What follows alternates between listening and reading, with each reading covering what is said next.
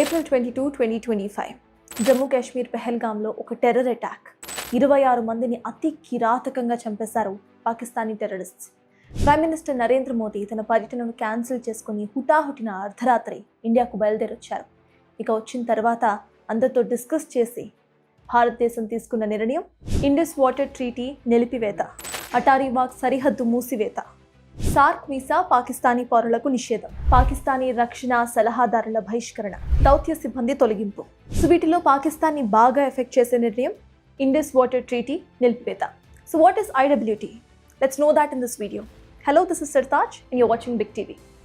September 19, 1960, Indian Prime Minister Jawaharlal Nehru, Pakistani prime minister Ayub Khan ఇద్దరూ కూడా ఇటు వరల్డ్ బ్యాంక్తో అత్యవసరంగా సమావేశమై అత్యవసరంగా ఇండస్ వాటర్ ట్రీటీ మీద సిగ్నేచర్స్ చేసుకున్నారు. అయితే this whole treaty was for 9 years. It consisted of 12 articles with 8 annexures from A to H.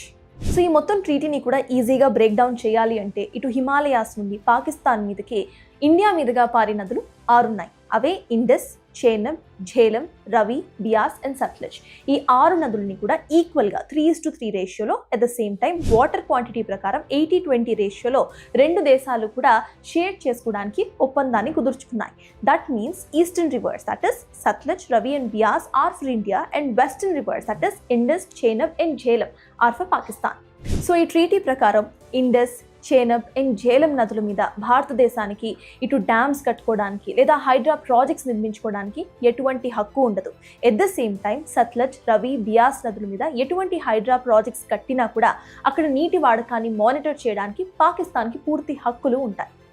Surprising part, this treaty has survived for 4 wars and decades of cross border attacks. But పేషెన్స్కి కూడా ఒక limit ఉంటుంది. So finally we are here. Indian government has taken the boldest decision ever. ఈ ట్రీటీని suspend చేసింది. సో దీని impact అసలు పాకిస్తాన్ మీద ఎలా ఉంటుంది? పాకిస్తాన్ నీటి వాడకంలో 80% of water Indus, Chenab, Jhelum నుండే వస్తుంది. సో నీటి కొరత, కరువు, ఇప్పటికే పాకిస్తాన్ జనాభా పెరుగుదల, వాతావరణ మార్పు, ప్రాపర్ వాటర్ యూసేజ్ కూడా అక్కడ లేకపోవడంతో ఇబ్బందులు తప్పనిసరిగా ఎదురవుతుంది. తాగునీరు, జల విద్యుత్ సమస్యలు స్టార్ట్ అవుతాయి.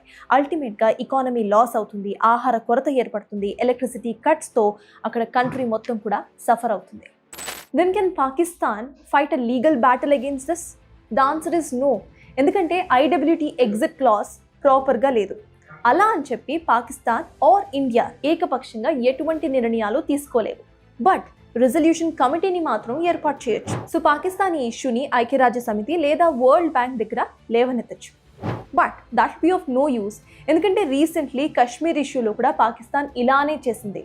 కానీ ఎటువంటి పాజిటివ్ రెస్పాన్స్ పాకిస్తాన్కి అయితే రాలేదు. However when it comes to us, భారత్కి ఇవన్నీ ఎదుర్కోవడం చాలా సింపుల్.